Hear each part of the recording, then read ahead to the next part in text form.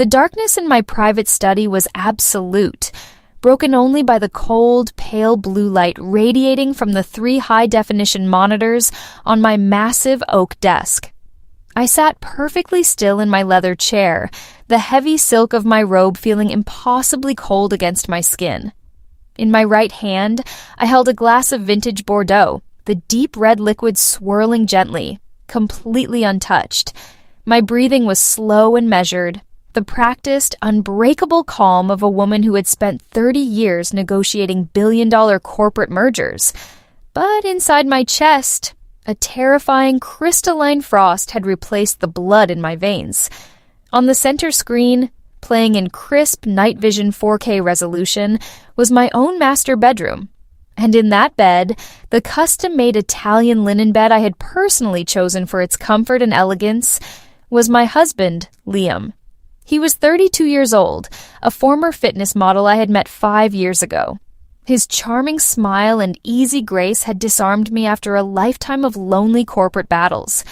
He looked perfect on the screen, his muscular back visible as he laughed. But he wasn't laughing with me. He was tangled in my expensive sheets with Sarah.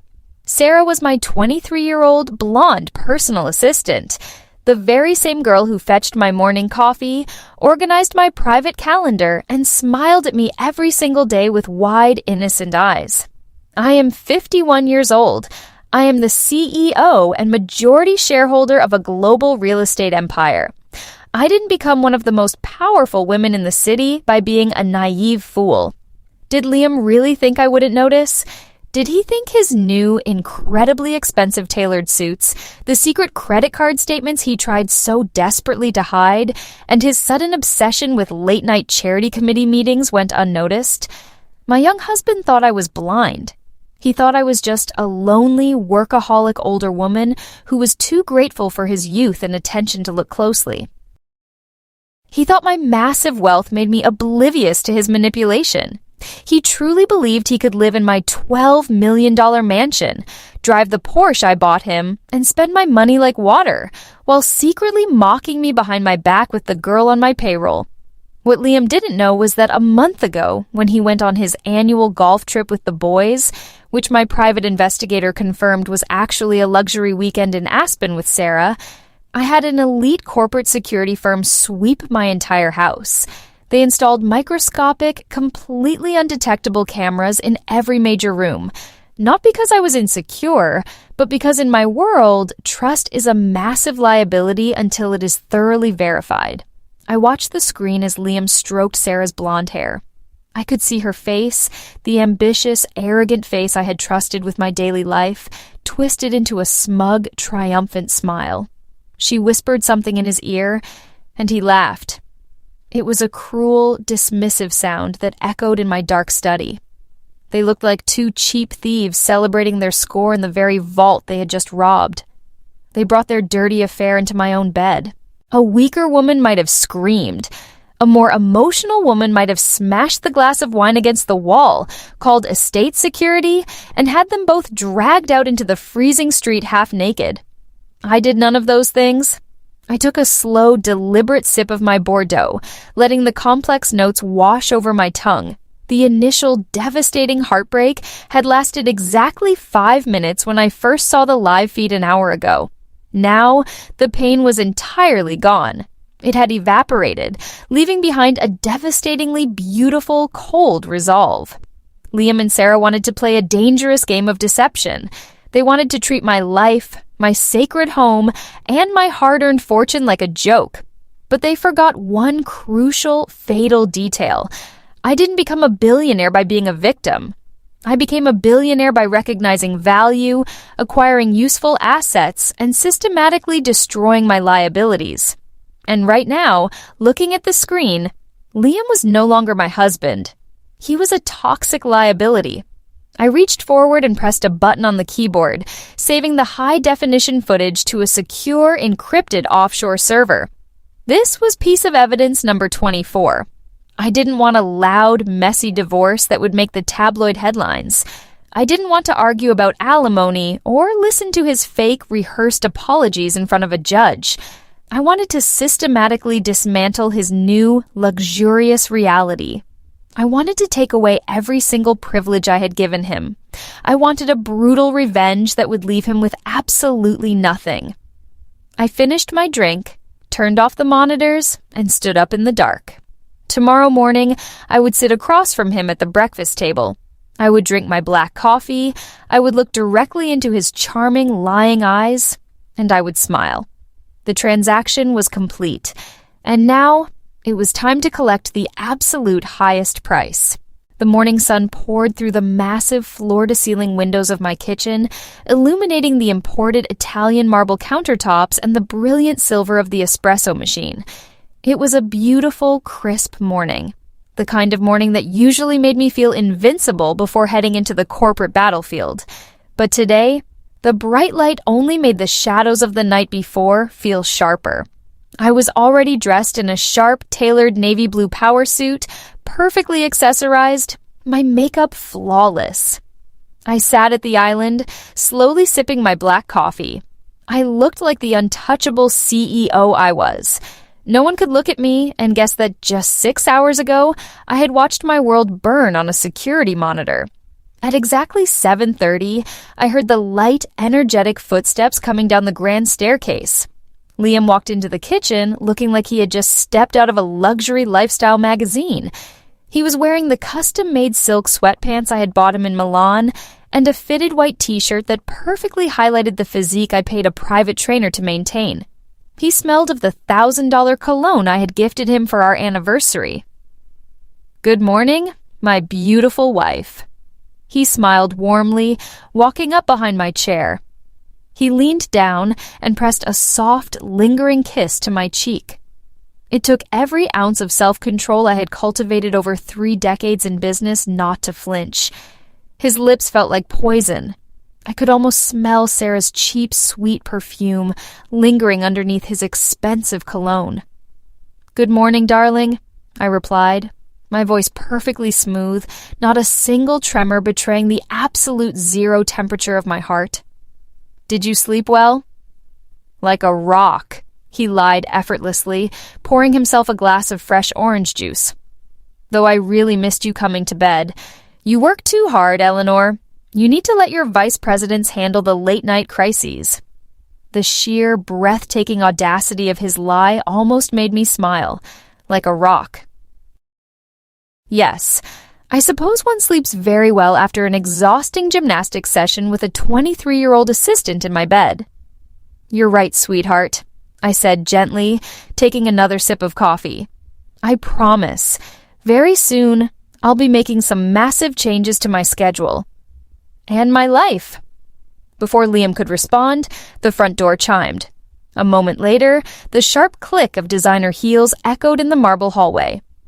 "Good morning, Mr. and Mrs. Sterling," a bright, annoyingly cheerful voice called out. Sarah walked into the kitchen, carrying my daily briefing folders and an iPad. She was wearing a tight beige pencil skirt that was slightly too short for corporate standards, her blonde hair perfectly styled. She looked fresh, innocent, and deeply eager to please. I watched her over the rim of my coffee cup. This was the girl who organized my mother's funeral arrangements, the girl who bought my husband his birthday gifts on my behalf, the girl who, just a few hours ago, was screaming his name into my expensive pillows. Sarah handed me the iPad, offering me a wide, dazzling smile. "Your schedule for today, Mrs. Sterling. You have the board meeting at 10 and the Tokyo Investors Conference call at noon." "Thank you, Sarah," I said, my eyes locking onto hers. For a fraction of a second, I looked for any sign of guilt. A twitch, a nervous blink, anything. But there was nothing. She was a complete sociopath disguised as a bubbly assistant. Out of the corner of my eye, I caught it.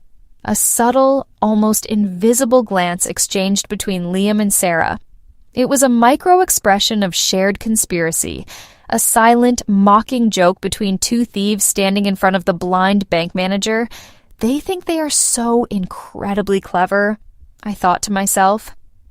"Actually, Sarah," I said, setting my coffee cup down with a deliberate, sharp clink. "Cancel my afternoon meetings. All of them. Clear my schedule from 2 o'clock onwards." Sarah blinked, her pen hovering over her notepad. "Of course, Mrs. Sterling. Is everything okay? Are you feeling unwell?" "I feel absolutely perfectly." I smiled, a genuine cold smile that didn't reach my eyes.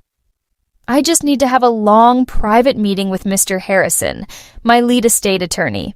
I'm going to be doing some major restructuring of my private trust and personal assets. It's time I secured our future." I saw Liam's posture instantly straighten. His eyes lit up with a sudden, greedy hunger. He thought securing our future meant I was finally going to put his name on the primary bank accounts. Sarah shot him another quick, excited glance, clearly thinking her sugar daddy was about to get a massive payday. They were so blindingly greedy, they couldn't see the trap opening right beneath their feet. "That sounds like a smart move, honey," Liam said smoothly, walking over and rubbing my shoulders with fake affection. "Whatever you need, I'm right here to support you." "I know you are, Liam," I whispered, reaching up and patting his hand. "You are going to get exactly what you deserve." The heavy mahogany doors of Harrison and Associates, the most ruthless and expensive corporate law firm in the city, closed silently behind me. The soundproofing in Mr. Harrison's corner office was absolute, blocking out the chaotic noise of the metropolis below. Mr. Harrison, a silver-haired legal shark who had represented my family's empire for 3 decades, sat across his massive glass desk. He was a man who didn't deal in emotions. He dealt in contracts, leverage, and absolute victory. I didn't say a word as I sat down. I simply reached into my designer handbag, pulled out a sleek, encrypted silver USB drive, and slid it across the cool glass surface. "Good afternoon, Eleanor," Mr. Harrison said, raising an eyebrow at the drive. "I assume this isn't the quarterly financial report for the Tokyo development?" "No, Richard," I replied, crossing my legs and leaning back. "That is high-definition security footage of my husband, Liam, aggressively breaching the morality and infidelity clauses of our prenuptial agreement, with my personal assistant, Sarah." Mr. Harrison didn't gasp. He didn't offer empty sympathies. He simply picked up the drive, plugged it into his secure laptop, and put in his earpiece. For 2 long minutes, the only sound in the room was the ticking of his vintage Rolex. I watched his face. His expression remained entirely neutral, but his eyes turned cold and sharp, like a wolf catching the scent of blood. He slowly removed the earpiece, closed the laptop, and folded his hands. "Well," Mr. Harrison said quietly, "he always was an idiot. But to do it in your own house, on camera, that is a special level of catastrophic stupidity. The prenuptial agreement is ironclad, Eleanor. Clause 4B is explicit. In the event of documented infidelity, Liam waives all rights to alimony, property division, and spousal support. He gets absolutely nothing." "I don't just want him to get nothing, Richard," I said, my voice dropping to a dangerous whisper. "I want to systematically dismantle the illusion he is living in.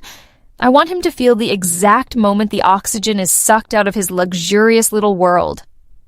Mr. Harrison smiled. It was a terrifying, predatory smile. "Tell me the sequence of execution." "First," I started, ticking the items off on my fingers, "the credit cards. He has 3 Black Centurion cards attached to my primary accounts. Do not cancel them immediately. Wait until tomorrow at exactly 8 p.m. I want them declined when he tries to pay for whatever expensive dinner he has planned for himself." "Done. I will personally notify the bank's VIP division to freeze his authorized access for suspicious activity."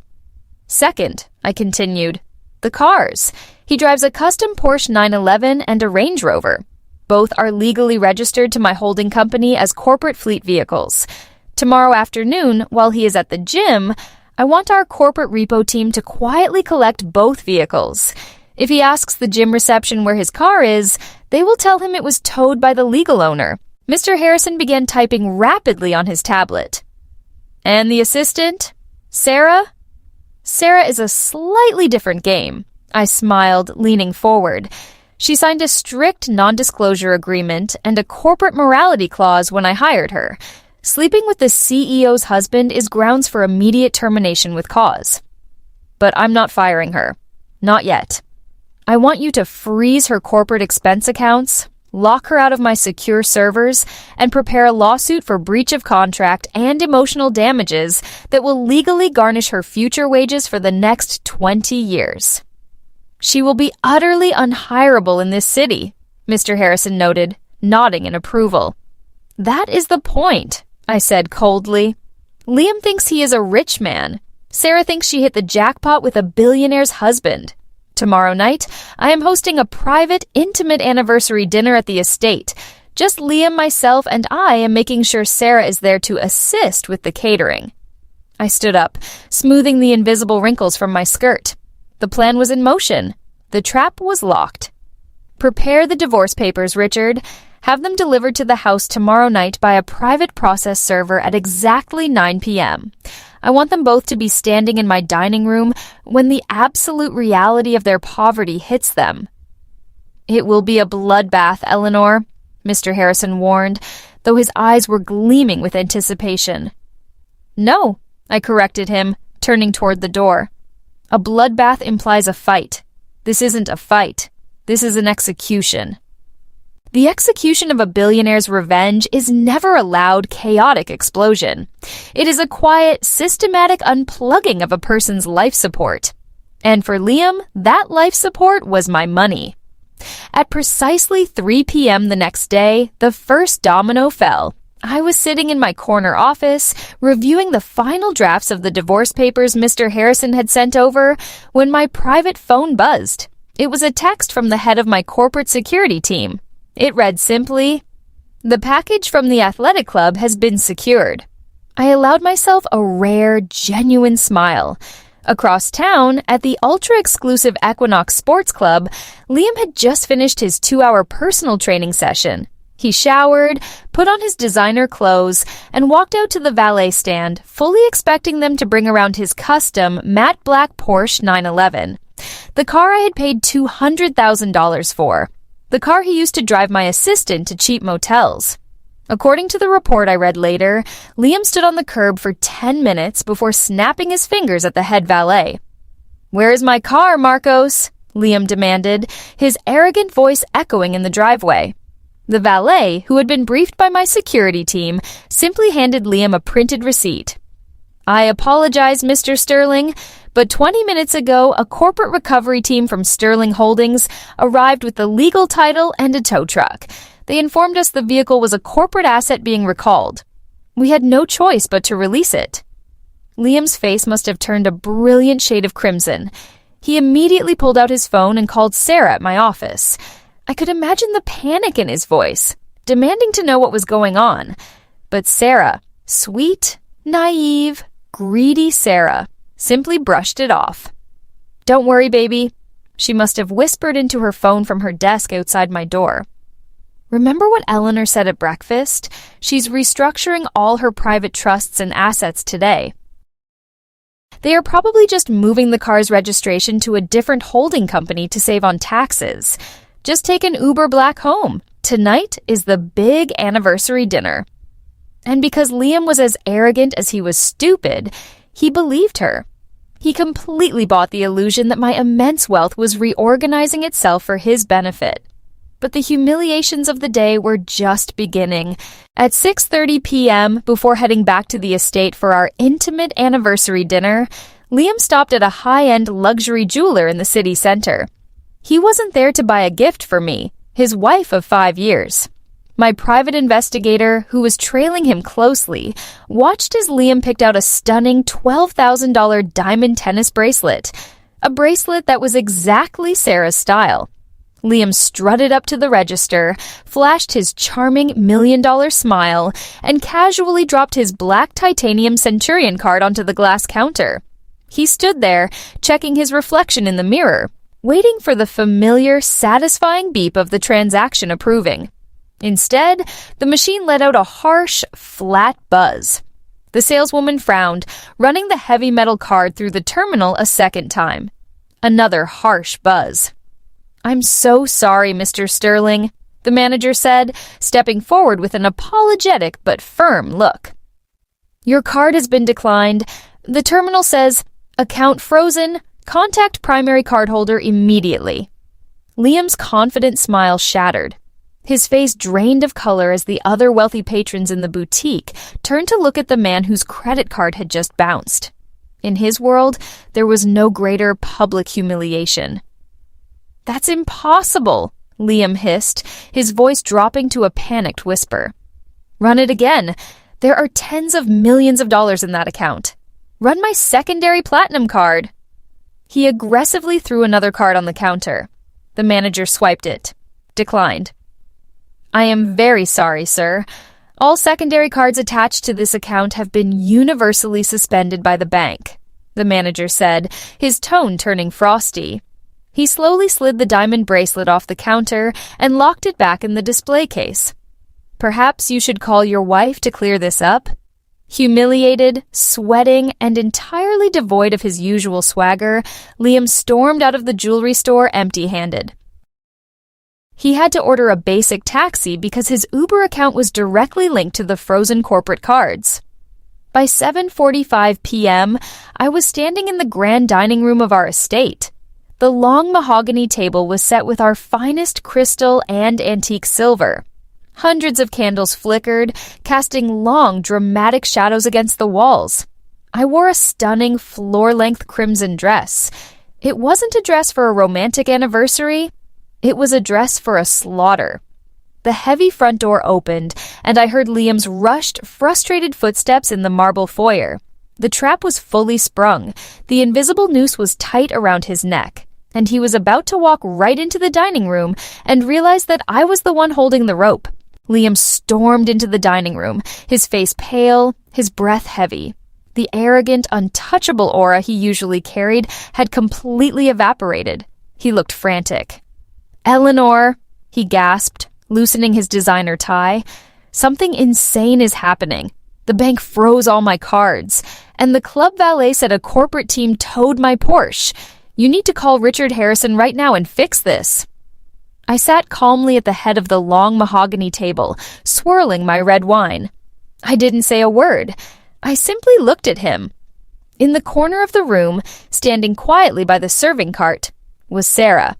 She was wearing a simple black dress, holding a bottle of champagne, waiting to serve us our anniversary dinner. She looked just as confused as Liam. Sit down, Liam, I said, my voice dangerously soft. He hesitated, looking at my cold expression, before slowly sinking into the chair opposite me. Sarah, I commanded, not taking my eyes off my husband. Bring the silver tray, the one with my anniversary gift for Mr. Sterling. Sarah nodded eagerly, grabbing the small silver platter from the sideboard. She walked over, her heels clicking against the marble floor, and placed the tray right in front of Liam. On it rested a thick, heavy manila envelope. Liam forced a nervous smile. Eleanor, honey, I appreciate the gift, but we really need to sort out the bank. Open it, I interrupted, my tone slicing through the room like a scalpel. Liam's hands were shaking slightly as he broke the seal. He pulled out a thick stack of legal documents, firmly bound with a blue ribbon. On top of the papers was a single high-definition 8x10 photograph. It was a crystal-clear night vision image of Liam and Sarah, tangled in my expensive sheets. The silence in the dining room became absolute. It was so quiet I could hear the wax dripping from the candles. All the blood instantly drained from Liam's face. He looked like a man who had just stepped on a landmine and heard the click. His mouth opened, but no sound came out. He slowly looked up at me, his eyes wide with pure, unadulterated terror. Sarah, leaning over to see what was in the envelope, let out a sharp, choked gasp. The bottle of expensive champagne slipped from her trembling hands and shattered on the floor, sending glass and foam everywhere. Surprise, I whispered, taking a slow sip of my wine. Eleanor, I can explain, Liam finally stammered, his voice cracking pitifully. This isn't what it looks like. It was a mistake. It meant nothing. Oh, please don't insult my intelligence, Liam, I said, leaning forward. We both know it wasn't a mistake. But what you didn't know is that for the last month, I've had hidden cameras recording every pathetic second of your little affair. In my house. In my bed. I turned my gaze to Sarah. She was shaking violently, tears already spilling down her pale cheeks. As for you, Sarah, I said coldly, you are terminated, effective immediately, for a severe breach of your corporate morality clause. But don't worry about finding a new job. My legal team filed a massive lawsuit against you this afternoon. By the time we are done, your wages will be garnished for the next 20 years, and no corporate office in this country will even let you clean their floors. Sarah let out a pathetic sob and buried her face in her hands. And you, I said, turning back to my husband. Those are divorce papers. You triggered the infidelity clause in our prenuptial agreement. The cards are permanently blocked. The cars are gone. You get absolutely nothing. You can't do this, Liam suddenly shouted, panic giving way to desperate anger. I'm your husband. I gave you 5 years of my life. I'm entitled to half. I stood up slowly, picking up my glass. You were entitled to a life of luxury, Liam, I said quietly, looking down at him. And you threw it away for a 23-year-old assistant. You have exactly 5 minutes to get out of my house before I have estate security physically drag you out onto the street. You leave with the clothes on your back. The invisible noose had finally snapped tight, and as Liam stared at me, completely broken, realizing he had just lost a billion-dollar empire, I finally smiled. My brutal revenge was complete. 6 months have passed since that quiet, candlelit dinner in my dining room. The divorce was not a battle. It was a legal massacre. Liam tried to hire a flashy, expensive lawyer on credit, desperately hoping to break my prenuptial agreement, but the moment Mr. Harrison presented the 4K night vision footage to the judge, the case was instantly dismissed. Liam's lawyer dropped him the very next day when he realized there was no money to pay his fees. Liam got exactly what the contract stated, absolutely nothing. Without my black titanium credit cards, my custom sports cars, and my $12 million estate, Liam's charming personality faded very quickly. Last week, my private investigator sent me a final, complimentary update. Liam is now renting a tiny, damp studio apartment over a loud bowling alley. He works the closing shift as a personal trainer at a cheap 24-hour budget gym. Instead of wearing custom Italian suits and drinking vintage champagne, he spends his nights wiping down sweaty treadmills and getting yelled at by angry teenagers. He has aged 10 years and 6 months. As for Sarah, her brutal reality check was even worse. My legal team didn't just fire her, they annihilated her future. We won the breach of contract lawsuit flawlessly. The court ordered her to pay hundreds of thousands of dollars in damages for violating her strict non-disclosure and corporate morality agreements. Her bank accounts were seized, and her future wages are legally garnished. She and Liam, of course, broke up less than a week after I kicked them out. It turns out, true love is very fragile when you can't afford to order an Uber. Sarah is now blacklisted from every corporate office in the state. She works at a drive-through coffee stand on the edge of the city, wearing a cheap, stained polyester uniform, forced to smile at impatient commuters at 5 a.m. just to afford her basic rent. And me? I am currently sitting on the plush leather seat of my private Gulfstream jet, cruising at 40,000 feet over the Atlantic Ocean. I have a glass of 20-year-old Macallan resting on the mahogany table beside me. I am flying to Paris to sign a massive real estate acquisition that will add another $200 million to my company's valuation. I look out the window at the endless blue horizon, and I feel nothing but absolute, undisturbed peace. People often ask me what the secret to my incredible success is. They think it's about ruthlessness or luck or working 80-hour weeks. But it's much simpler than that. Whether in business or in marriage, the rule is exactly the same. You must constantly evaluate your investments. You nurture the assets that bring value to your life, and you utterly, completely liquidate the toxic liabilities that try to drag you down. Liam thought I was just an old, blind woman he could easily manipulate. He thought he was the smartest person in the room, but he forgot the golden rule of the empire he was living in. Never try to play a game of deception with the woman who owns the casino.